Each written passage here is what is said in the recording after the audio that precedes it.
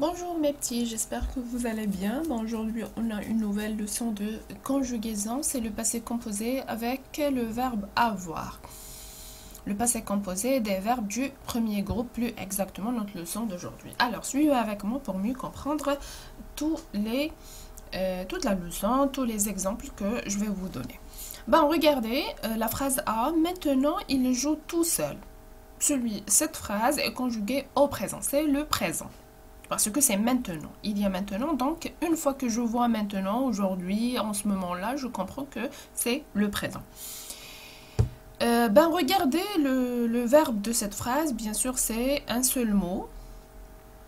Et qui se termine, puisqu'il y a il se termine avec E. D'accord? La phrase B. Hier, il a joué avec ses amis. Hier, c'est le jour précédent d'aujourd'hui. Donc, c'est le passé. D'accord? Mais regardez le verbe que j'ai entouré ici. Il a joué avec ses amis. Donc, le verbe ici comprend deux parties. La première partie et la deuxième partie. La première partie, c'est quoi? C'est le verbe avoir au présent. La deuxième partie, c'est on va enlever le ER de jouer, la terminaison, puisque jouer, c'est un verbe du premier groupe, et on va remplacer ER par E accent. D'accord? Alors, la phrase A indique le présent puisqu'il y a le mot maintenant. Et au début, bien sûr, de la phrase, ainsi que le verbe est conjugué au présent. Il se termine par E. D'accord? La phrase B indique le passé, puisqu'il y a le mot hier, déjà, au début de la phrase. Ainsi que le verbe de cette phrase comprend deux parties. C'est ce que je viens juste de dire. Donc, qu'est-ce qu'on va déduire? Qu'est-ce qu'on doit déduire? Qu'est-ce qu'on doit apprendre? Suivez avec moi, s'il vous plaît. Pour parler du passé, on peut utiliser des verbes au passé composé. D'accord? Un verbe au passé composé comprend deux parties. La première partie s'appelle auxiliaire. Et deuxième partie s'appelle participe passé. Regardez les exemples, s'il vous plaît. J'ai mangé. Alors, G', c'est le sujet. AI, c'est l'auxiliaire avoir, puisque avec G', on conjugue le verbe avoir au présent, on écrit AI. Et puis, manger, on va enlever le ER de manger, on va remplacer le ER par E accent. D'accord? Quoi que ce soit le sujet. Vous avez marché, par exemple. Alors, qu'est-ce qu'on a fait? Le sujet, c'est vous. L'auxiliaire avoir, c'est avez. Et puis, marcher, c'est participe passé.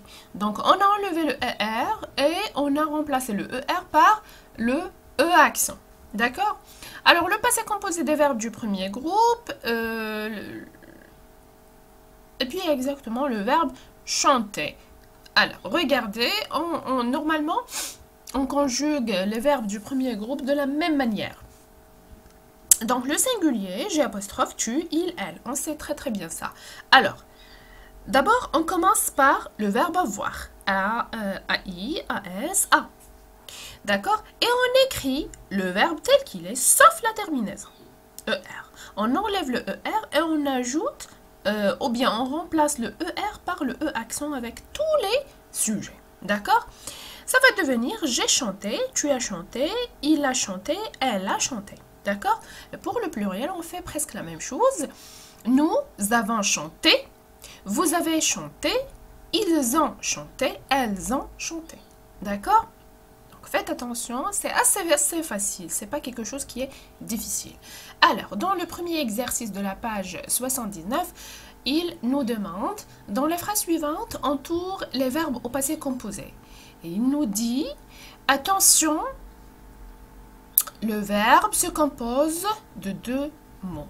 D'accord? Puis deuxième exercice, dans la page 79 et 80, mais les verbes entre parenthèses au passé composé. Donc faites attention, bien sûr, le passé composé, ce sont deux parties, l'auxiliaire avoir et le participe passé. Ainsi que le troisième exercice, on doit mettre les verbes qui sont entre parenthèses au passé composé aussi. Alors notre leçon est assez facile. Je sais que vous êtes capable de faire ces exercices tout seul. Alors j'attends vos retours. Excellente journée.